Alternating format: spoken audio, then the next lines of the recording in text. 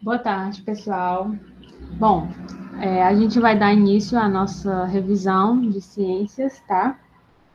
Lembrando que nossa prova é dia 1º de outubro. Então, vocês assistam quantas vezes for necessário, tirem as dúvidas até lá, tá? Para que vocês possam fazer uma prova boa e tirar uma nota legal, tá? Então, vamos dar início. Bom, vocês lembram que lá no capítulo 7 a gente começou com o tópico de adolescência, puberdade e sistema endócrino, né? Pois bem, a gente começou vendo, né, o que era a adolescência. Então, a adolescência nada mais é do que aquele período em que a gente passa por mudanças, né, no nosso corpo e na nossa mente, e a fase da vida que deixamos de ser crianças e nos tornamos adultos. Então, a gente já fica mais consciente psicologicamente das coisas que nos acontecem, e também a gente passa por muitas transformações fisiológicas, biológicas, enfim. É também uma fase, é na fase, né, que se inicia a puberdade, e ela não deve ser confundida com a puberdade, que são elas coincidem, mas não são a mesma coisa. Tem uma diferença entre a puberdade e a adolescência, né? Então, essas transformações evidentes no nosso corpo e no nosso humor, tá? Aqui a gente está falando ainda da adolescência, né? Que a gente passa por essas alterações hormonais. Isso porque os nossos hormônios produzidos no organismo, tanto de meninos e meninas, né, são diferentes. E esses hormônios, com certeza, vão influenciar bastante no nosso comportamento, né? Então, tudo que está ligado aí a hormônio vai alterar, vai mudar o comportamento, vai mudar a forma de você se comportar, de você ver, de você analisar situações, tá? Não é só uma questão cultural, também é uma questão fisiológica. Então, esse período, ele é marcado por questionamentos da vida, principalmente, né? Às vezes surgem algumas crises existenciais, principalmente nessa época, que é onde a gente está tentando construir nossa identidade, né, como pessoa. E aí também surgem conflitos, né, tanto dentro de casa, às vezes como fora, questões relacionadas ao bullying na escola, ou questões relacionadas à não aceitação do próprio corpo, da própria fase. E esses conflitos não existiam até então, né? Com a chegada da adolescência que esse turbilhão de emoções acontece. E aí também tem a questão, né, da preocupação com o próprio corpo, como eu falei, em relação à aceitação de outras pessoas. Se está acima do peso, o adolescente sofre, né, sofre com bullying principalmente. Se está muito abaixo do peso, também sofre, né, se for uma pessoa mais magrinha. Então, é uma fase bem difícil por vários motivos. Vamos lá, vamos entender qual a diferença da adolescência e da puberdade. Bom, esse período da vida, ele vem depois da infância, no caso, a adolescência. Né? Genericamente, ocorre dos 12 aos 20 anos ou mais. A gente tinha visto em outros slides que a adolescência é também uma questão cultural, tá? Muitas culturas, diferentes países, tratam a adolescência até os 30 anos de idade, ou outras culturas, como alguns povos indígenas, eles, eles não têm essa fase da adolescência, eles já são tratados como adultos, só existe infância, vida adulta e velhice para eles. Não tem essa fase de puberdade, adolescência, muito pelo contrário. Quando a puberdade chega, eles comemoram como realmente a preparação para a vida adulta. Então, geralmente, a adolescência ela vai coincidir com a puberdade, porque com a chegada da adolescência também vem a puberdade, que são as mudanças físicas, né? Então, a puberdade é aquela fase em que o organismo humano ele está amadurecendo sexualmente, né? As nossas gônadas, que reservam os nossos gametas, eles vão estar se preparando, amadurecendo, começando a produzir os nossos gametas para a gente poder se tornar sexualmente maduro, né? Ou seja, o corpo está preparado para gerar filhos. Depois a gente vai até ver, ter uma aula, né, fazer uma aula online para a gente poder entender melhor como é que acontece isso. Como é um assunto que eu não vou cobrar tanto, então a gente vai focar mais no que está aqui na revisão, tá bom? Então, quais são as mudanças, né, trazidas pela puberdade? Bom, nesse período, o nosso corpo ele vai produzir substâncias que são chamadas de hormônios sexuais, tá? Que a gente viu que tudo que tem relacionado ao hormônio já se refere à nossa corrente sanguínea. Então, eles estão presentes no sangue, que desencadeiam alterações no nosso corpo. Então, esses hormônios, gente, eles têm um papel fundamental no nosso corpo, porque são eles que vão, como eu falei mais uma vez, ditar o nosso comportamento, né, ditar a forma como a gente se relaciona com as pessoas. Então, eles têm muita influência, né, no nosso corpo, na nossa mente, nessa fase. Nos meninos, por exemplo, os hormônios eles vão provocar, além das questões de comportamento, vão provocar o desenvolvimento dos testículos e do pênis, né, que vai crescer um pouco mais. Já o sistema genital masculino, ele vai começar a produzir espermatozoide, que são, né, os gametas. O crescimento de pelos na região genital e nas axilas também começam a aparecer. Além de pelos, né, nos braços, nas pernas, no peito, no rosto. A voz começa a modificar de forma gradual, ficando mais grossa, a gente percebe. Nas meninas, um dos primeiros efeitos visíveis dos hormônios sexuais é na puberdade, né, que é o desenvolvimento das mamas. Geralmente, as meninas são mais acometidas por essas mudanças físicas. A gente começa a amadurecer mais cedo em todos os sentidos. As meninas geralmente amadurecem mais cedo, tanto na questão psicológica, né, como na questão física. Porque quando o corpo dela já está preparando ela para ser uma futura mãe, para ser uma mulher, então a cabeça dela começa a mudar também. Não estou dizendo que isso é uma regra geral, mas geralmente sim, né? Nós amadurecemos mais cedo por causa dessas mudanças físicas mais precoces, digamos. Tem meninas, por exemplo, que começam a menstruar com 9 anos de idade. Então, imagina a cabeça dessa menina, né? Já é uma cabeça mais de mulher, não é tanto mais de realmente uma menina de 9 anos. Então, o sistema genital feminino ele vai amadurecer, surgindo pelos na região genital e nas axilas, além de pelos nos braços, né, e pernas. A gordura do corpo das meninas se redistribui, né, dando formas arredondadas, com foco principalmente nos quadris. Depois a gente vai ver porque que o fato de a puberdade estar vindo cada vez mais cedo nos adolescentes é um problema social também. A gente vai ver isso depois em um outro debate. Bom, próximo tópico é o controle do corpo, né? A gente sabe que para coordenar as funções do corpo, né, do nosso corpo, requer a participação de dois sistemas, né? Que é a coordenação nervosa, ela é realizada pelo sistema nervoso, que é aquela coordenação instantânea, aquela resposta rápida, né? E aí tem também o sistema hormonal, né, que ele é executado pelo sistema endócrino, tá? E aí esse sistema endócrino vai controlar de forma progressiva e contínua essas respostas do nosso corpo. Ou seja, o sistema nervoso, ele atua de forma mais rápida, digamos. Então, o corpo, ele apresenta coordenação, né, de suas atividades para funcionar. Isso é possível graças a esses dois sistemas que eu acabei de dizer, o sistema nervoso e o endócrino. Então, o modo de controle utilizado por ambos os sistemas é diferente, assim como a velocidade de comunicação entre as partes do corpo também são diferentes. Enquanto um se comunica através do sistema nervoso, né, através de sinapses nervosas, o outro se comunica através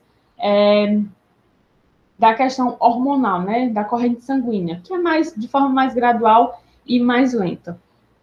E aí a gente vai rever essa imagem aqui, a explicaçãozinha dessa imagem.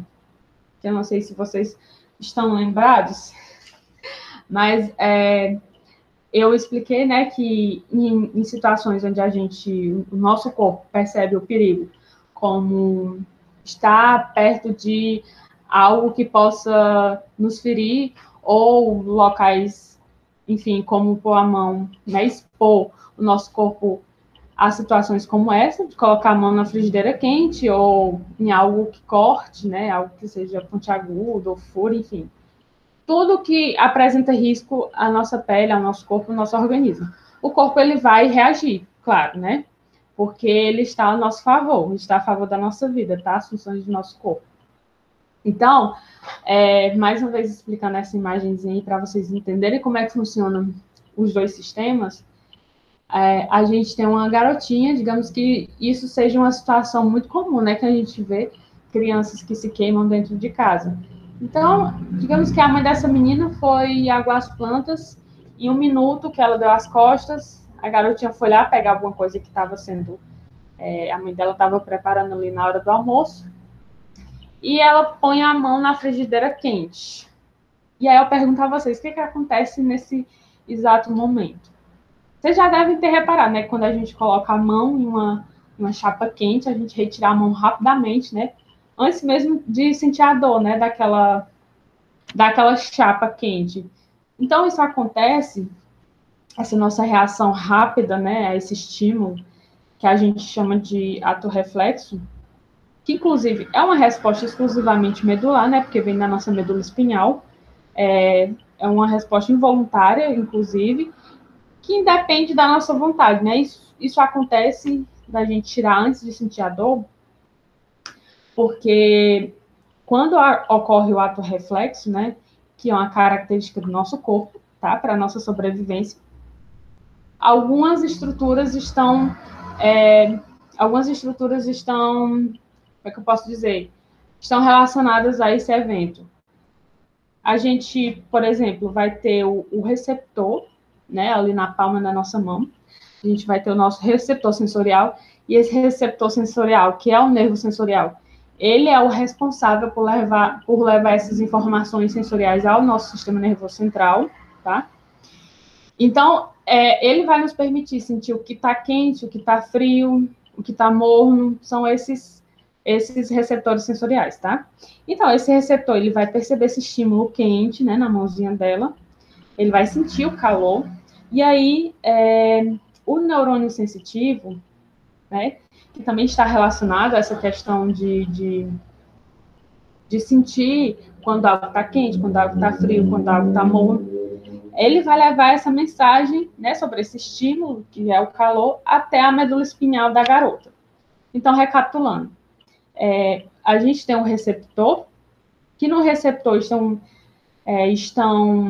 esse receptor é o estímulo que é causado, no caso o calor. Quando ele causa uma reação a um neurônio sensitivo, que vai sentir esse calor, né? Vai sentir esse frio, esse calor, enfim.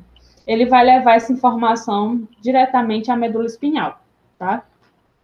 Então, depois que essa mensagem chegar lá na medula espinhal, e aí, caso exista um neurônio, né, associado a ele, óbvio, ele vai transmitir essa mensagem para o neurônio motor. E o neurônio motor, gente, que é o nosso órgão efetuador aí, como está mostrando na imagem, que é justamente esse músculozinho do braço dela, ele vai levar, né, uma resposta a esse órgão efetuador. E aí esse órgão, que no caso é o músculo, vai tirar rapidamente a mãozinha dela. Então, recapitulando, se não ficou claro. É só vocês também assistirem ao áudio, né, do slide, que ele também está bem esclarecido. Mas, recapitulando, a gente tem um sistema sensorial, que ele vai captar esse estímulo, seja calor, seja frio, e esse estímulo, ele vai despertar o neurônio sensitivo, né, com o calor. Ele desperta o neurônio sensitivo, que já manda a mensagem rapidamente, né, no estímulo, à medula espinhal. E aí, caso exista um neurônio associado a ele ou não, ele vai transmitir essa mensagem para o nosso neurônio motor, tá? E aí, esse neurônio motor, ele vai levar essa resposta ao órgão efetuador, que é o músculo responsável por tirar a mãozinha. No caso, o órgão efetuador, o neurônio motor está associado com o órgão efetuador, que eles fazem parte dos músculos, tá? Então, é por isso que ela retira a mão rapidamente, porque esse órgão efetuador leva a mensagem para o músculo. Mas vocês vejam quantas vezes for necessário o vídeo até entenderem, uma hora ou outra vocês vão entender isso aqui. É bem simples, ó, a forma como acontece, tá, ó. Então, não tem segredo. Se eu colocar a imagem dessa aqui, vocês vão saber dizer direitinho, tá? E vamos lá. Então, vamos adentrar um pouco mais no sistema endócrino. Bom, o sistema endócrino é o conjunto, né, de glândulas, a gente viu, responsáveis pela produção dos hormônios. E esses hormônios, eles são lançados lá no sangue, né, que vão percorrer o corpo até chegar aos órgãos-alvos. Ou seja, quando os hormônios são lançados lá na nossa corrente sanguínea, a gente tem os nossos órgãos-alvos, que nesses órgãos-alvos tem as células deles, né? Nas quais esses hormônios, eles vão como se eles, tipo, se encaixassem. Sabe aqueles cubinhos que a gente encaixa um no outro? Aqueles brinquedinhos de Lego que a gente encaixa? Pois é a mesma situação. Então, eles se encaixam, né? Os hormônios se encaixam na célula daqueles órgãos excitador, aliás, naqueles órgãos-alvo, para poder fazerem a função deles, né? Sei lá, eu vou, de repente o hormônio fala, eu vou aumentar a quantidade de cálcio ali, naquela célula do osso. Aí ele vai lá, se liga à célula do osso, né, para poder aumentar a quantidade de cálcio lá naquele órgão. E aí ele vai atuar, claro, né? E junto com o sistema nervoso, o sistema endócrino, ele vai coordenar todas as funções do nosso corpo. É por isso que eles dois atuam juntos, né? Porque eles fazem todo o papel, todas as funções do nosso corpo. Então, vamos lá. Conhecer as principais glândulas do sistema endócrino, que individualmente, né, fabricam um ou mais hormônios específicos. Vamos começar pelo nosso hipotálamo, que fica ali na região do encéfalo. Vocês também podem olhar no slide, tá? Porque a imagem aqui vai sair pequena. Então, o nosso hipotálamo, ele vai fazer o que? A integração, né? Ele vai fazer essa integração, essa comunicação entre os sistemas nervoso e endócrino, e aí ele vai atuar na ativação de diversas glândulas produtoras de hormônios. Então, o hipotálamo, digamos que ele seja o chefão, o poderoso chefão. É ele que manda todas as informações para a nossa hipófise, para ela poder atuar, né, no restante do corpo. Então, o poderoso chefão, que é o hipotálamo, vamos chamar ele assim, né, poderoso chefão, ele também vai produzir dois hormônios, que a gente não vai ver aqui porque é um conteúdo mais avançado, tá? Não é de ensino fundamental. E aí, o poderoso chefão, desculpa, que é o hipotálamo, quando ele mandar essas mensagens lá para a hipófise, né, que também é conhecida como a glândula pituitária, ela vai ter a função de regular, né, o trabalho das glândulas suprarrenal, da tireoide, dos testículos e ovários. Além dela ter essa função de regular essas glândulas, né, ela também vai produzir, tá? A hipófise vai produzir o hormônio importante para a lactação. A gente não viu no livro, né? A gente não viu na aula, mas é interessante vocês saberem disso, né? Que a hipófise, ela vai estimular a produção da lactação, né? Que é a prolactina. Ou seja, que é o hormônio de crescimento, enfim, dentre outros.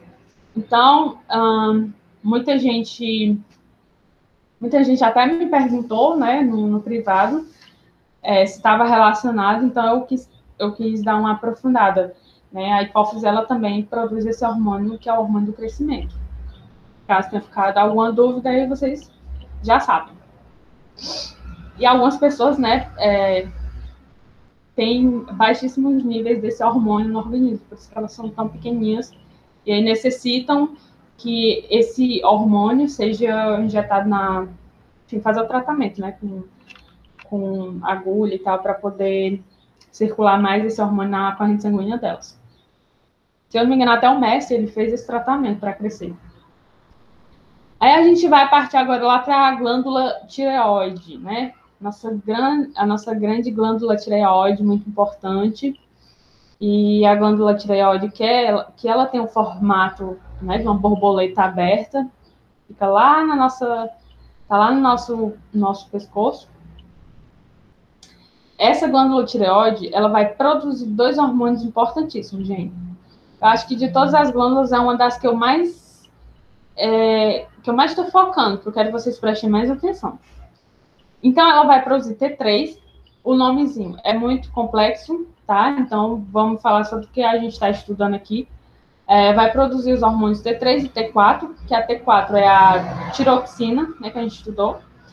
E aí, ela vai regular o metabolismo, né, das nossas células, ou seja, a maneira como a gente usou o nosso corpo e armazena energia. Então, a tireoide, ela está por trás disso.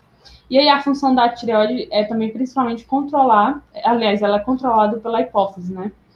Reforçando mais uma vez que a tireoide, ela vai ser controlada pela hipófise. Aí, a gente agora vai lá para as paratireoides. As paratireoides são 4, elas ficam ali na região da tireoide, tá? Fica duas em cima e duas embaixo.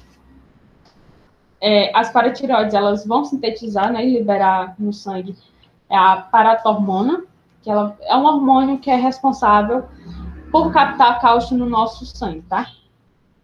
E aí a principal função é manter o nível de cálcio no sangue dentro do limite apropriado ao funcionamento dos sistemas nervoso e muscular. Então, esse é a principal função das paratireoides.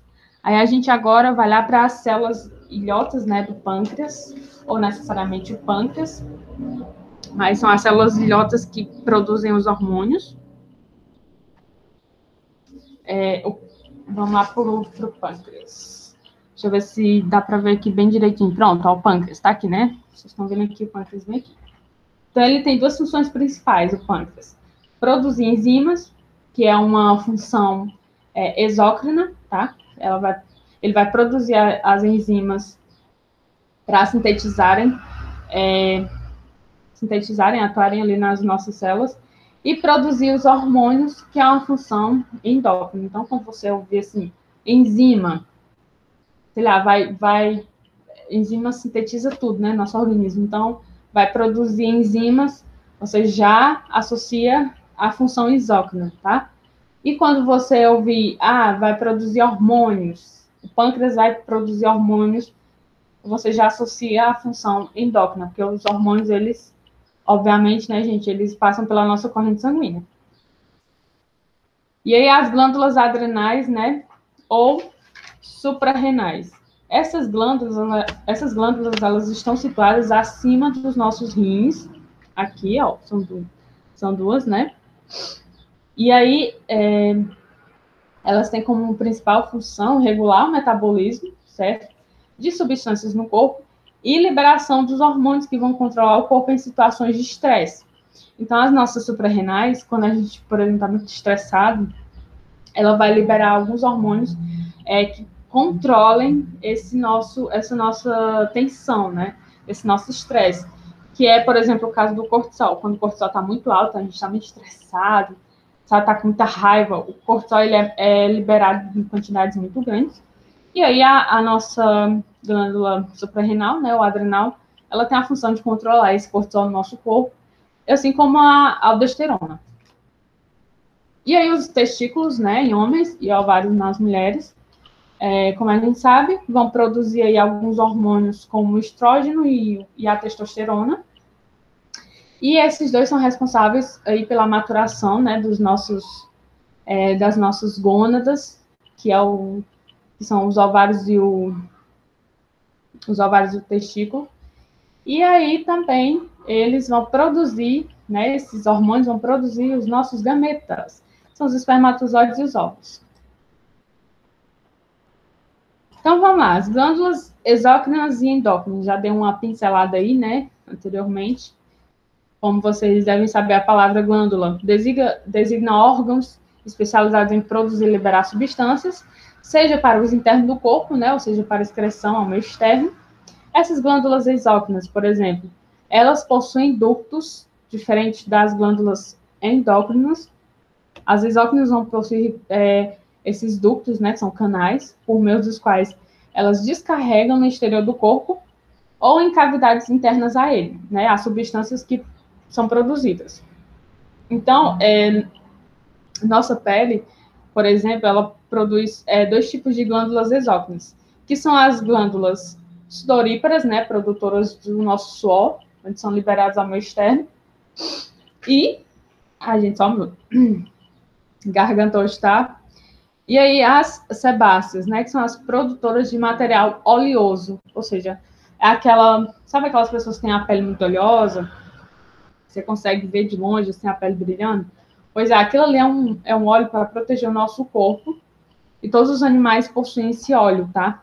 Esse óleo protetor. E aí tira algumas substâncias impuras, enfim, da nossa pele. Então, em ambas, o material produzido ele é despejado no meio externo por ductos, ou seja, tanto pelas glândulas sudoríparas como pelas glândulas sebáceas, tá? O material produzido vai ser despejado pelo meio externo por meio dos ductos. Essa é uma característica muito peculiar das glândulas exócrinas. As glândulas salivares também são exemplos de glândulas exócrinas, né? A gente vê aqui, ó, as glândulas salivares que estão aqui na região do nosso maxilar. E aí elas vão produzir o que é a saliva, que vai ser despejada, né, para fora por meio da cavidade salivar. Aqui é só representando uma glândula endócrina, né? Passa pela corrente sanguínea. A gente tem a célula segregadora, que vai transferir os hormônios no vaso sanguíneo, e esses hormônios eles vão se ligar às células-alvo dos órgãos, né? Que eles querem atuar. Foi o caso lá do osso, né? Que eu dei o exemplo, quando o cálcio é um hormônio que, por exemplo, aumenta a quantidade de cálcio no sangue, vai se conectar, né? Vai se encaixar com essas células-alvo. E aí as glândulas endócrinas, né, elas não possuem esses ductos. Elas liberam essas substâncias diretamente na corrente sanguínea, tá? E vão ser transportadas até os locais onde vão atuar. Então, esses órgãos que possuem essas células endócrinas produzem e liberam hormônios, né? Como as células do pâncreas, do hipotálamo, né? Região do encéfalo ali, dos testículos, dos ovários. Nesse caso aqui, essas aqui são glândulas, gente. Na verdade, são órgãos que atuam também como glândulas endócrinas, mas que a função deles não é essa. Só que, de forma secundária, né, eles também atuam. No caso, o pâncreas, hipotálamo, testículos e ovários, né, eles também atuam como produtores de hormônios e liberam também esses hormônios. A adrenalina, né, é liberada ao levarmos um susto. Totalmente verdade. Quando você passa por uma situação de medo, né, de pânico, sob o efeito do hormônio adrenalina, que também é chamado de epinefrina, vai ser produzida por duas glândulas suprarrenais. Então, como eu falei, né, as glândulas suprarrenais, além da questão do estresse, né, que libera cortisol, ela vai liberar aí também a adrenalina quando a gente estiver muito medo, né, muito assustado. E o coração, por exemplo, quando a gente está nesse pico de ansiedade, o coração ele bate mais rápido, ritmo respiratório aumenta, as contrações dos músculos ficam potentes, né? E o corpo ele fica menos sensível ao cansaço. Você pode prestar atenção quando você está, ai meu Deus, está assustado, não sei o quê, acabou de levar um susto, né? Seja de um cachorro bravo ou de um ladrão, alguma coisa assim. Vocês percebem, vocês conseguem correr sem sentir aquele cansaço. Quanto mais você corre, né, parece que mais você tem vontade de fugir da situação. Então, o nosso corpo ele fica menos sensível ao cansaço. Isso é bom, tá? Porque protege a gente de situações de perigo. Então, o seu corpo ele está se preparando, né, para lutar ou fugir. É tipo tudo ou nada. Imagina você na floresta, eu como uma bióloga lá na floresta pesquisando, de repente aparece um urso.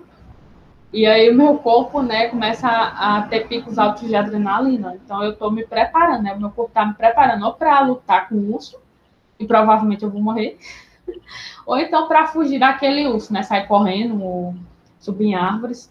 Mas dizem que o adequado é fingir que está morto, né? Que o urso, ele é meio cego, né? Então, esse seria o mais adequado a fazer, fingir que está morto. Então, em situações assim, né, você recebe menos fluxo de sangue no intestino, na sua bexiga. Quando a gente recebe menos fluxo sanguíneo, aquela região, ela funciona menos, né, do que o normal. Então, além de não conseguir digerir os alimentos, excretá-los, a gente recebe menos sangue na pele e nos músculos, né, o que faz com que a gente fique pálidos. Então, coloquei aí uma imagem, só para vocês terem ideia de uma situação bem assustadora. Imagine você andando aí 12 horas da noite, ali perto do cemitério da Milhã, de repente vocês avistam a freira, né, ou algo parecido assim. É uma situação bem legal para poder representar como seria tudo isso aqui, né? Como seria a ação da adrenalina no seu organismo. E aqui, já partindo para o nosso último conteúdo, né? A atuação da insulina. A gente sabe que o pâncreas ele vai liberar 2 hormônios que atuam em conjunto, né? E regulam a concentração de glicose no sangue. No caso, a insulina e o glucagon. Um desses hormônios é a insulina, produzida, né, por algumas células do pâncreas e liberada quando a concentração de glicose no sangue está muito alta. Então, a insulina, ela tem esse papel muito importante, né, de retirar o excesso de glicose do nosso sangue, principalmente quando a gente acaba de comer uma refeição cheia de carboidrato. Você tem muita reserva ali de energia, né? Muita coisa pesada. Então, o seu corpo ele precisa digerir aquilo tudo. E é muito pesado. Você comeu, sei lá, você comeu pastel, comeu, o que mais? Pão, pizza, comeu um monte de coisa, sabe? Ou uma festa de aniversário, você come muita massa. Você está comendo muito carboidrato, e aí, ou muita proteína, e aí quando o seu corpo ele fica pesado, né, para digerir aquilo tudo, o nosso pâncreas, aliás, ele vai liberar essa insulina, porque a nossa taxa de glicose está, aliás, tem muita glicose, né, ali circulando no nosso sangue. Então, ela precisa controlar essa glicose. E é isso que acontece nos diabéticos, por exemplo, né, como eles não conseguem produzir insulina ou produzir em pouca quantidade, né, menos do que o normal, o açúcar no sangue fica altíssimo, né? Eles têm uma hiperglicemia altíssima, né? O açúcar está muito alto. E se você também digere muito açúcar no seu dia a dia, se você tiver uma hiperglicemia, o seu cristalino, por exemplo, ele pode vir a ficar turvo, né? Você pode começar a ver coisas com a nitidez ruim. Então, esse hormônio, ele estimula o quê? A transformação de glicose em glicogênio. Gente, a insulina, ela faz isso, ó. Quando tem muito açúcar no nosso sangue, ela vai transformar todo aquele açúcar, que no caso é a glicose, em glicogênio. O glicogênio é importante porque ele vai ficar armazenado para quando a gente precisar dele para fazer alguma atividade. Se você vai fazer atividade física, ou vai correr, ou vai, sei lá, vai passar um bom tempo sem comer, o glicogênio é importante por isso, porque ele fica armazenado na forma de energia, para seu organismo utilizar ele quando você precisar. É por isso que a gente às vezes aguenta algumas horinhas sem comer, né? Ou aguenta fazer algumas coisas sob algum cansaço, um certo cansaço físico, sem se alimentar direito, por causa do glicogênio, fica ali armazenado para quando a gente precisar dele.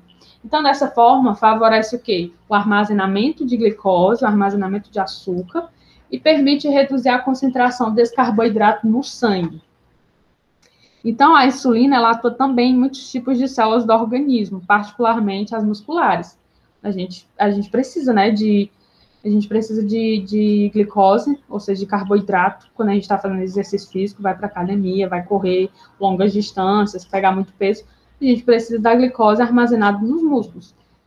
Porque ela vai estimular, tá? A insulina vai estimular a entrada de glicose nas nossas, principalmente nas nossas células hepáticas e musculares. Então, tá aqui, ó, o papelzinho da insulina. Ela faz com que essa glicose, ou seja, esse açúcar, né, esse carboidrato, vá para a célula, para produzir justamente energia para nossas células, né? Então, o efeito da insulina, ela coloca a glicose à disposição da respiração celular, já que ela estimula, né, a insulina estimula a entrada da glicose nas nossas células. Mais uma vez, dúvidas podem perturbar até o dia da prova que a gente responde, tá? E aí a atuação do glucagon é diferente da atuação da insulina, né? Porque é o outro hormônio envolvido na regulação da concentração de açúcar no sangue. E aí ele produz outras células do pâncreas quando a concentração sanguínea da glicose está muito baixa. No caso, quando a gente está com hipoglicemia, né? Com açúcar baixo no sangue. É quando você passa muitas horas sem comer, quando você... Eu acho que pessoas da África, principalmente, sofrem com esse problema, né, de hipoglicemia, porque elas passam dias e dias sem comer, tem pouco açúcar no sangue, pouca energia, né, pouco carboidrato armazenado no fígado e nos músculos. Então, realmente é uma situação difícil, porque eles devem sentir tontura, eles devem sentir enjoo, devem ter desmaio, justamente por causa desse açúcar baixo no sangue. Então, o glucagon, ele estimula a conversão do glicogênio em glicose. Deve ser também, mais uma vez, o que acontece com o pessoal da África, né? O organismo deles está sempre tentando armazenar, aliás, transformar o glicogênio, né, em glicose, novamente. Porque enquanto a insulina, ela vai transformar essa glicose em glicogênio, que aqui é a reserva de energia, o glucagon faz o contrário. Ele transforma novamente o glicogênio, aliás, em glicose, né? Que é quando a gente passa muito tempo sem alimentação. E a subsequente liberação dela na corrente sanguínea. Aqui é o estoque de energia de açúcar, tá? E aqui é o contrário. Aqui é quando está em falta. Ó, quando transforma glicogênio em glicose, é porque está em falta no nosso organismo a glicose. E aí, a subsequente liberação dela na corrente sanguínea. Esse é o papel do glucagon, ele faz o contrário. Enquanto a insulina estoca energia, estoca glicose nas nossas células, o glucagon, em forma de glicogênio, o glucagon transforma novamente esse glicogênio em glicose, porque o corpo precisa de energia. E é por isso que ele libera, né, na corrente sanguínea. Então, ó, o glucagon, que é esse verdinho, faz com que a glicose saia da célula. Ele precisa, né,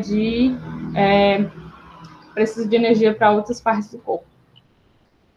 Bom, pessoal, essa foi a nossa revisão, tá? Muito curtinha. Cobrei conteúdos leves, nada complicado. Qualquer dúvida podem me chamar no WhatsApp, tá? E boa sorte para vocês no dia da prova, tá? Beijão.